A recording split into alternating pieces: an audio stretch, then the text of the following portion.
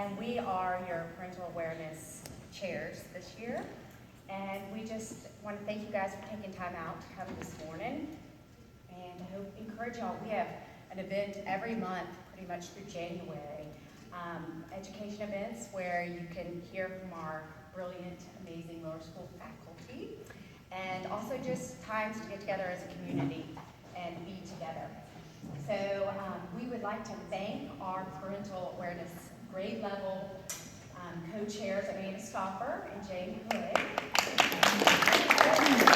They organized this event. They will be organizing the lunch for ours and for the 2nd through 4th, and they put a lot of hard work in this. So Anna and I want to thank you guys.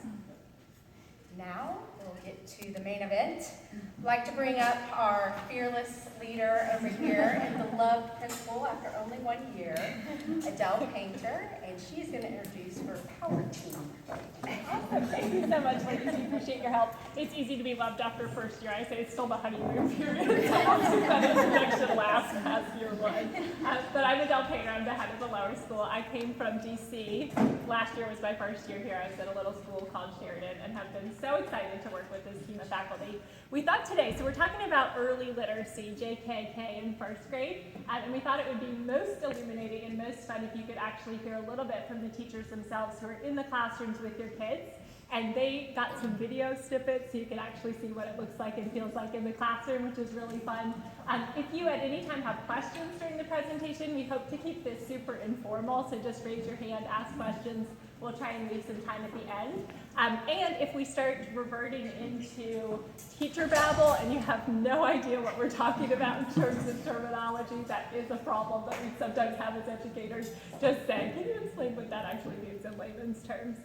So this is Rebecca Patterson. I'm going to let her introduce herself, but she's the early childhood director at Country Day. And last year, or this year, we made a shift to our admin structure. So before we had an early childhood director that worked mainly with parents, but wasn't involved in the curriculum as much.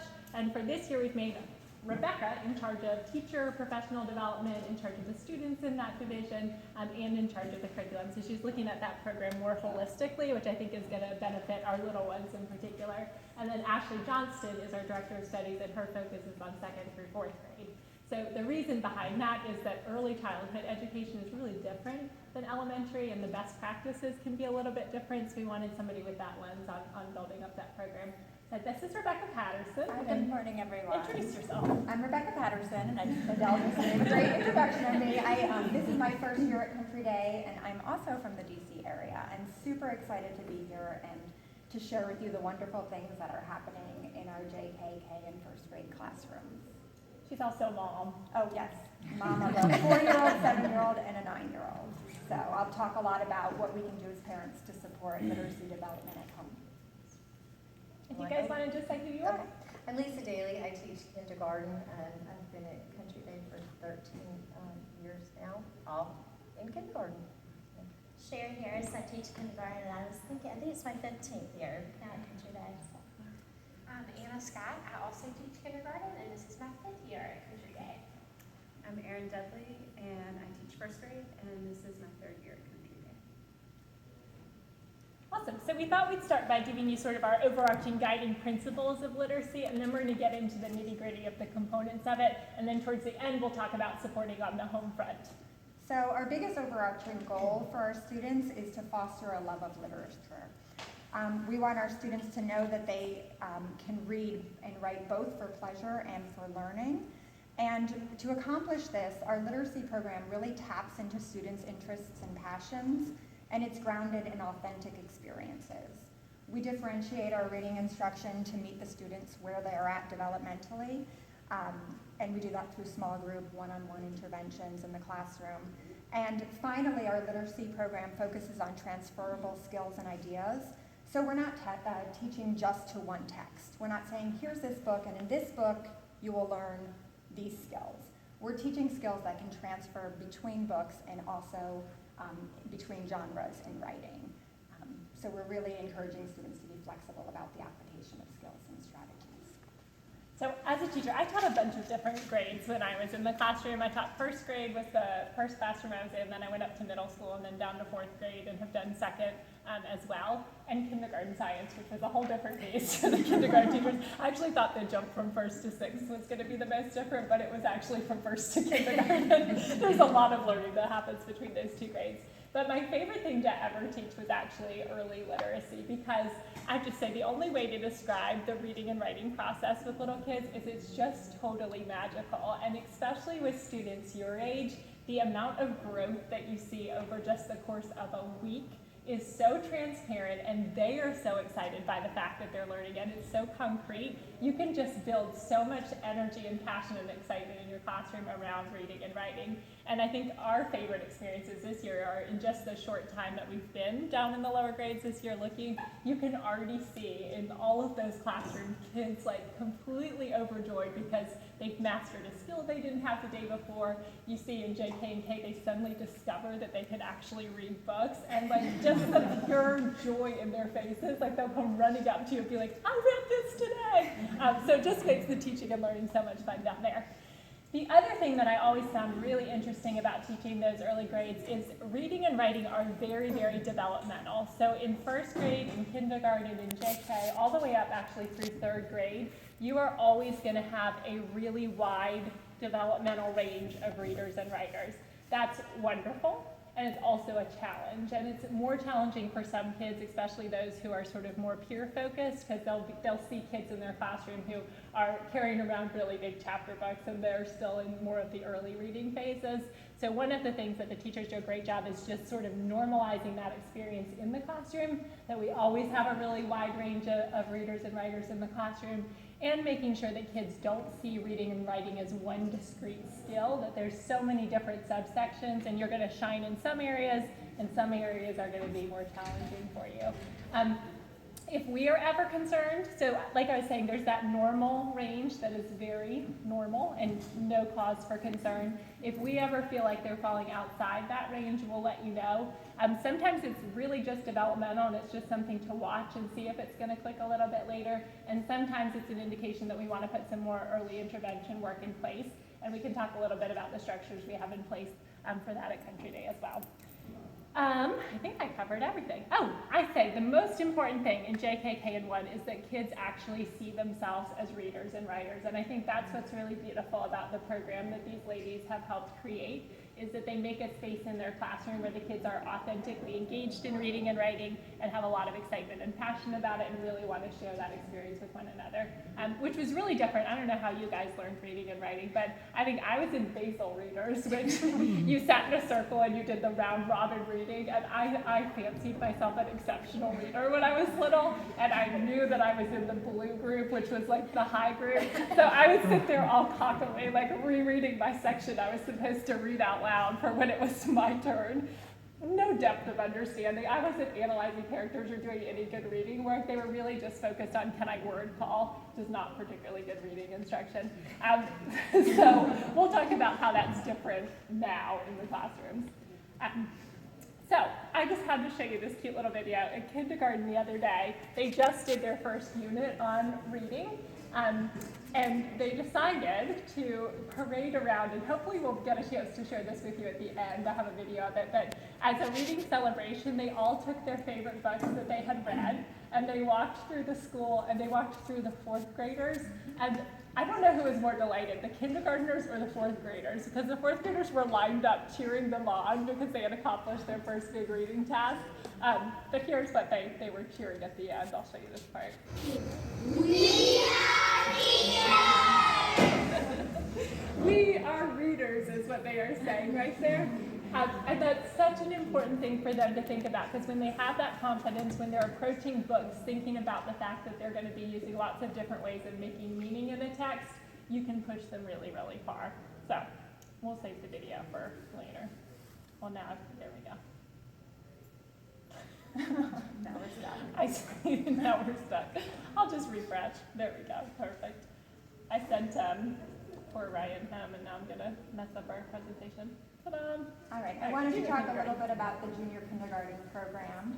As I said, our goals for our youngest readers are to really just develop that love of reading and writing and to tap into their natural curiosity. Any of you who have spent any time with 4- and 5-year-olds know that they want to know everything about everything in the world. I mean, the amount of questions my 4-year-old asks me at home, it's like by the time I get to the grocery store, I've answered questions about slugs and, I don't know, people running, and why is the moon out only at night? You know, just everything. They just want to know everything about everything. And we really try to tap into that in our classrooms. We really want JK students to understand that print carries a message. It's important to read and to learn to write because it's a powerful way of communicating. And a final goal is for our students to develop phonological awareness. We do a lot with manipulating sounds in language, like rhyming, counting syllables, blending, separating and substituting beginnings and endings of words. These are those silly games that you can play. They seem silly on the surface, but they're actually doing really important work. Like, as I say, book, what word is that? And the students can blend it together. Or just playing little games where you say fox without the f, and they can figure out that it's ox that's left over. And one of my favorite things, as Adele alluded to already, about being in the JK classroom is that all of this can be done in a really joyful, developmentally appropriate way. I had the same experience as a young child. It was kind of skill and drill. And I think half the times our JK, K-1 students don't really even know that they're learning. You know, they're just having fun and playing and engaging with their teachers and their classmates.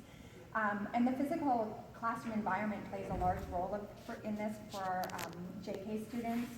You'll walk into the classrooms and see books displayed prominently from a variety of genres.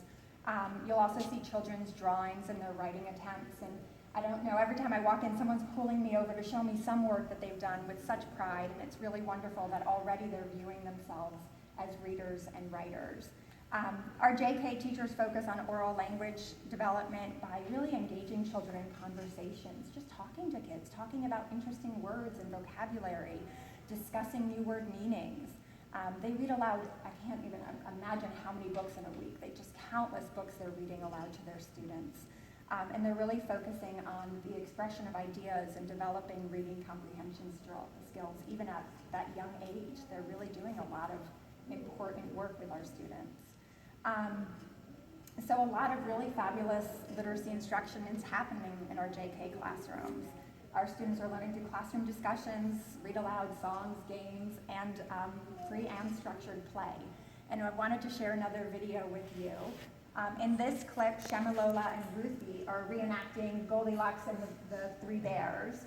And this is a story that their class has already read countless times. They know the story well. They're acting it out now during their free play time. That's one of the great things that JK teachers do. So the academic time that they might have, they then figure out how to incorporate those same strands into the free play area. So these are kids who've just chosen to go there and reenact their version of Goldilocks and the Three Bears. Little bears made forward. They went and walked in the woods. And after that, a little girl came next named Goldilocks. She ate some baby. She ate the big one. She ate the So you'll see there's some really sophisticated skills they're doing in there. They start learning like the story language, which will later translate into their writing itself. So you'll hear them using transition words. You'll hear them adding dialogue in there. As they get more proficient, they'll start using like the different character voices, which helps influence you when they're in reading. But for JKers, that repeated exposure to stories and actually rereading favorite books and having them take the books and practice reading them, that is early reading. A lot of times parents will say things like, oh, my child's just memorized that book. And I'm like, no, you don't understand. That is like step one of reading, and that's amazing. And you want to encourage that and celebrate that as much as possible. That's a little example from the JK classroom. And this next clip stars Ashlyn and Kate, and they were so proud. They called me over and they said, we want to read you this book. And this is a book that their classroom created based on Brown Bear, What Do You See? And the thing that you can't see in this video that was so neat, and I wish I could have zoomed out, but I couldn't, was how many classmates just gathered around because they were so proud. This was their book that they wrote and that they were sharing for an audience, and they were so excited to share it with me. Ready for this, Rebecca? This Yes. is her daughter. I see Catherine looking at me. Catherine, Catherine, who do you see? I see Dee looking at me.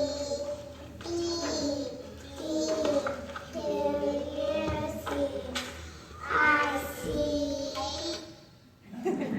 So the skills you see there, that's actually the fancy word for it is concepts of print. So they're learning that there's directionality in a book, there's a cover, it goes a certain way. And as they go through JK, they'll progressively get more skilled at that. They'll start pointing to sentences-ish as they read, tracking along. By the end of the year, a lot of them can actually track word by word. And all of those are the very beginning reading strategies that they'll use later on when they're more formally reading in text.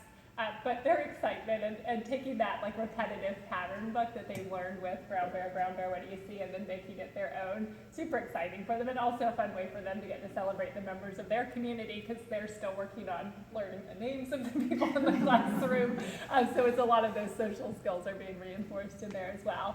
And having time, I think one of the great things about literacy program here is you've got such partnership work and such small group work in the classrooms that you're really seeing, instead of the focus and the instruction always being teacher to kid, you're seeing kids working together and processing together and teaching one another, which is a really powerful structure to have in classrooms. They learn a lot from those interactions. It also just increases autonomy, and sometimes it's nice to hear a different voice besides your teachers. The Charlie Brown syndrome. All right, kindergarten and first grade. So reading workshop is one part of the literacy instruction in the lower school. It provides a predictable structure. The kids arrive at reading workshop time and they know exactly what to expect within that routine. Teachers really focus on engaging students and making them excited about their reading, and the different approaches the components are listed there. The lesson starts with a mini lesson, and then the children get a chance to try out the strategy introduced on their own, so there's good scaffolding built in there. And then students have the opportunity to work in partnerships in small groups, and shared reading and writing is another component as our interactive read alouds. And I'll hand it over. So in kindergarten, we all had the wonderful opportunity, and some first grade teachers did as well, to get to go to Columbia University's Teacher College this summer, and we got to go to the Reading Writing Institute, and we all went to the Reading Workshop Institute, and it was amazing.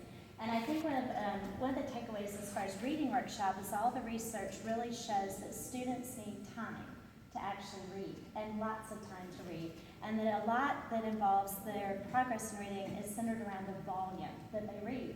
And so through the reading workshop model, our very first one in kindergarten was We Are Readers. And from day one, the very first day of kindergarten, they all felt like we are readers. And it's just promoting just that love and that joy of reading, and of course is writing as well when we do writing workshop. But I think what was so neat for all of us as we took away this model and applied it immediately in our classrooms was knowing that the students had the opportunity to set aside time to read, and the joy that each of us as kindergarten teachers have felt when the kids have come and told us, I read at home tonight, and we haven't even started reading homework yet. But it's the joy that on their own they're wanting to have books read and reread, and to have that wonderful time with you all to cuddle up and read. And so through the workshop approach, we start with a mini lesson, and what's already been said is it's short. It's not all about teacher talk. It's more about me demonstrating and being able to show kids, here's a strategy. I can now unfold this mystery of reading to you by giving you just a quick snippet of this is what it looks like, let me demonstrate, let me show you, and now off you go. And so every child throughout reading workshop is independently practicing that skill, and then their favorite part is to have the social connection of practicing it with a partner. The same model is applied in writing workshop as well.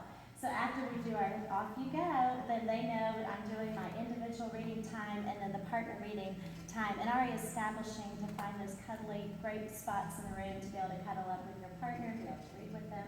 And then at the end, it's really wonderful in the reading and writing workshop to have a share. And so a share can be students, guess what I did? I was able to use this strategy.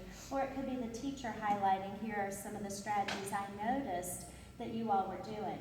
And because of the different levels we have in classrooms, the workshop model enables us as teachers to do that individual instruction. So you'll see teachers conferring one-on-one. You'll see teachers also doing just the little small strategy groups. And so we're busy teaching, but in that wonderful small group way while they're independently reading. And then the other neat thing about, we'll show you a video in a minute, but the other neat thing about Reading Workshop is just the magical that we want every child to just fall in love with reading and writing. And so through the workshop model, they're able to do, just like as adults, we want to create those avid readers and writers so they have that lifelong love. And so some of the skills we're trying to create for them, the first one is just that they know how to set aside a time to read. And that you find that the time as well at home. Find a cozy place. I always tell the kids, I can't sit up in a chair and read. That's not comfortable for me. So they're all over the room when they're reading and they're finding their cozy spot. Another one is just books on deck. I know as adults, we're so excited we finish one book, you sometimes have that other one lined up ready. And so it's same with children, access immediately, that you have a book bin, you have a container of all these books that you have self-selected that are books you want to read. Another one is just the taste for reading. We as teachers love to observe and watch and find what kind of books do you like? What is your taste as a reader? And then maybe I can direct you in this direction. Fine, you love nonfiction, you like spiders. Let me see if I can help find a book that matches what you like. And then also just the social aspect is so important. And they feel as big as life when later in kindergarten we'll call them book clubs, but they feel like that's like that adult book club. That they feel like, I need to talk about this book. I can't wait to do that. So every single workshop involves talking, speaking, and just that whole social part. And so I went ahead and just very casually asked a little table group, what do you like about Reading Workshop? And you'll hear very responses from them. Charles, what do you like about Reading Workshop? That I can read on video. What do you like, Hudson, about Reading Workshop? Reading with friends. What do you like, Annie? I like that I can use pictures to help me read the words. How about you, Elise? I like reading books that we read over and over. I was in one of the first grade rooms the other day, and it is really cool because the workshop approach is not only allows you to individualize, which is so powerful, so every kid is getting instruction in books that are just right for them. That's so the terminology we use in the classrooms, but it builds such a community spirit. So I was in the first grade room, and there was a little boy reading, and another little boy comes like galloping across the classroom at full speed. He's got like 2 books in his hands. He goes, "You're gonna love these," and like passes on the books that he loved to his friend because they know they start learning each other's reading taste. And that is such a powerful message peer-to-peer. Like, reading is fun, reading is awesome, I love this book, you're gonna love it too. And so it's actually one of my favorite side effects of workshop is that it just promotes such a literate community within a classroom. All right. Whose slide is this? Or is this me? Oh, I'll think about it. Erin, is this you, I think? I can talk. Yes. Yeah, so what we did was we stole your, just to give you a little preview. So Erin was very sweet and she often would allow us to take some video of her instruction, which as teachers, we hate videotaping ourselves. So you have to give a round of applause to these ladies at the end for allowing themselves to be on video. But what we wanted to show here is there's a little snippet at the beginning about her, the mini lesson. So you'll see her teaching point, and then it transitions into the one-on-one conferring, so you can see how that translates from here's like the full class teaching and learning going on, and then here's the individual learning with one of the students. So if you can just talk a little bit about how you, Erin, look at the mini lesson and how it connects with the conferences, and then I'll share the video. So I'd like to invite you to play along with me. If you'll get out your cell phone. As writers, and I'm just going to talk over while you're getting your cell phone out. So in the writing workshop, we want to teach the children that they have many, many stories to tell. And we do that by asking them to think about their own personal lives. So if you'll open up your camera roll and find a picture that is meaningful to you. And I was thinking about my own camera roll, and I'm thinking about a couple weeks ago, my son Theodore is learning how to eat. He's 10 months old, and he had one of those veggie pouches, and when he eats right now, he's covered with food. And he accidentally got the veggie pouch stuck to his head. And so then we're like, Teddy, where is it? Where is it? And he's like looking around with this, and he can feel it on his head. So if you want to, just in like one quick minute, turn and share with your neighbor your picture and tell them what happened in that